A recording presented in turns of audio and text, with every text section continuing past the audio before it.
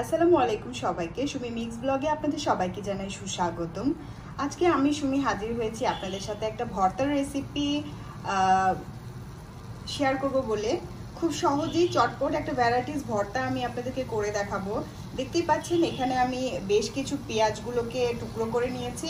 এখানে নিয়েছি আমি রসুন কুচি।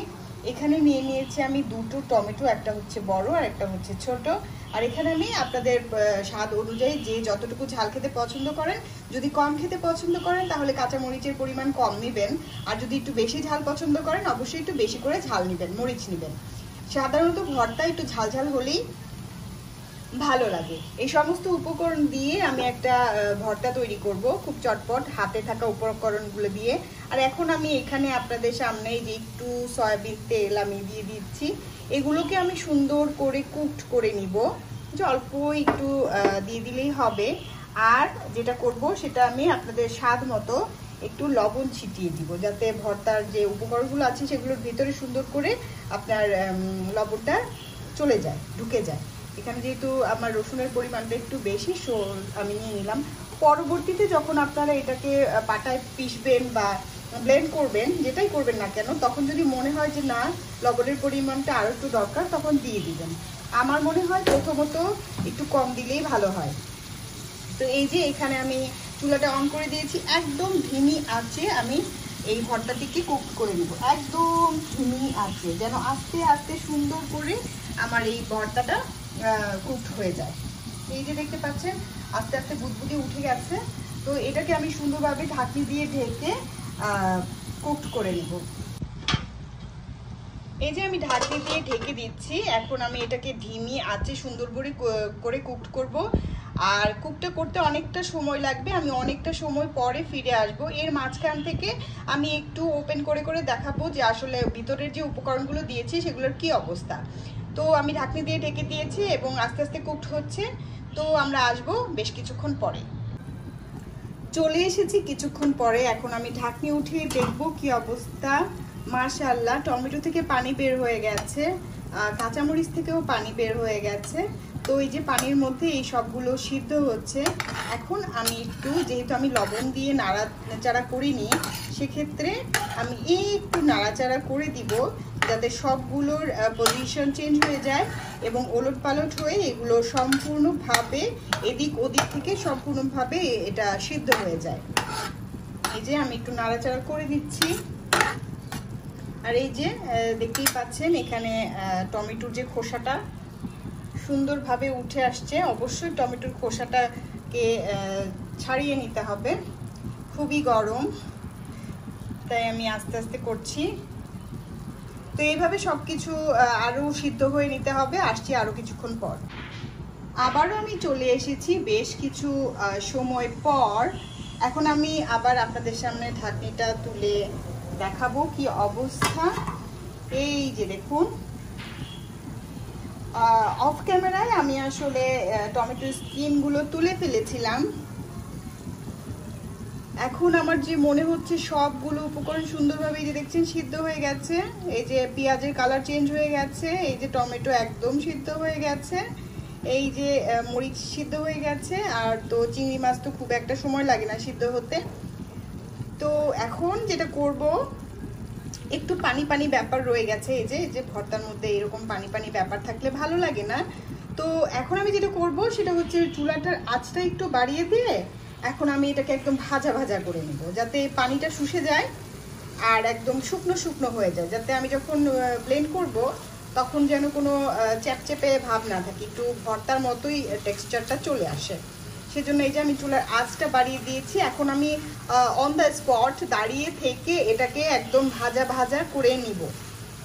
এই যে চলে আসছি, একদম যখন ভাজা ভাজা হয়ে যাবে তখন।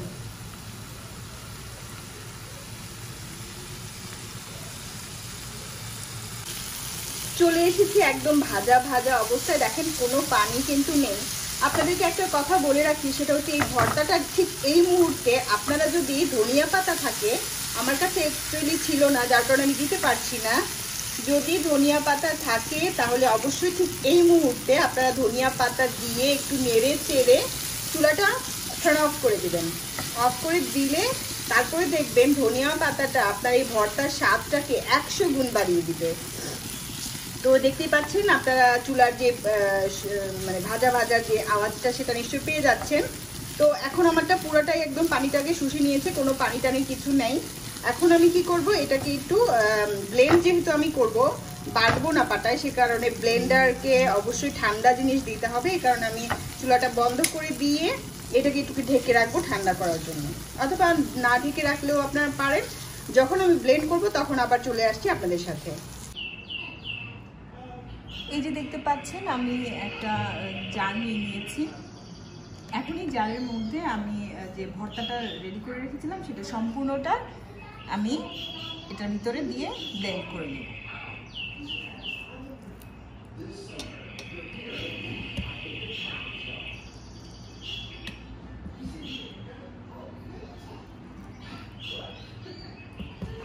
আমি ব্লেন্ডারের সবচেয়ে ছোট জারটি ব্যবহার করছি।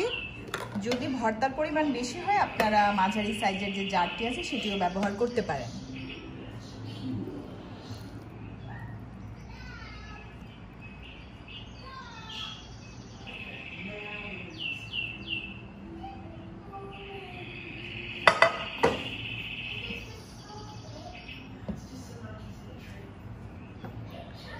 এখন আমি ঢাকনি দিয়ে ঢেকে এটিকে ব্লেন্ড করে নেব।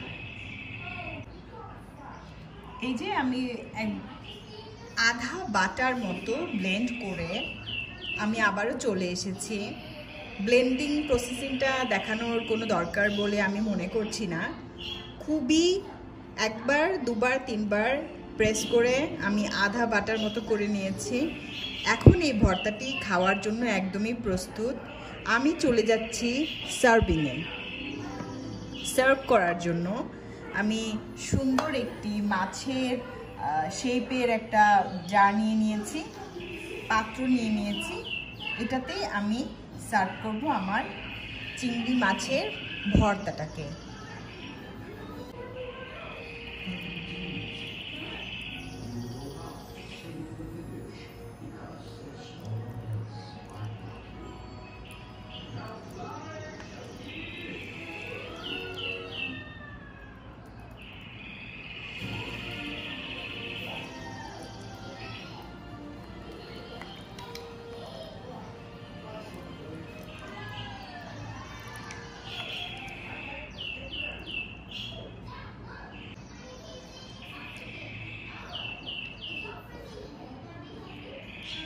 সম্পূর্ণ ভর্তাটি আমি নিয়ে নিয়েছি।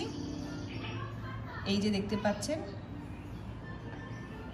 আপনাদের সামনে রেডি হয়ে গেল আমার চটপট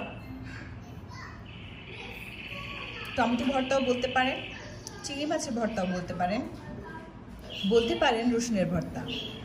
এই যে সার্ভ করে নিলাম আপনাদের সামনে চিংড়ি মাছের ভর্তা। যে কোনো সময় সামনে থাকা উপকরণ দিয়ে তৈরি করে ফেলতে পারবেন এই ভর্তা। আশা করি আমার এই ভিডিওটি আপনাদের ভালো লেগেছে। যদি ভালো লেগে থাকে তাহলে অবশ্যই লাইক, কমেন্ট এবং শেয়ার দিয়ে আমার ভিডিওর পাশেই থাকবেন। আমি আজকে সুমি এখানেই বিদায় নিচ্ছি। আপনাদের সবার কাছে দোয়া কামনা করি। আশা করি ভালো থাকবেন।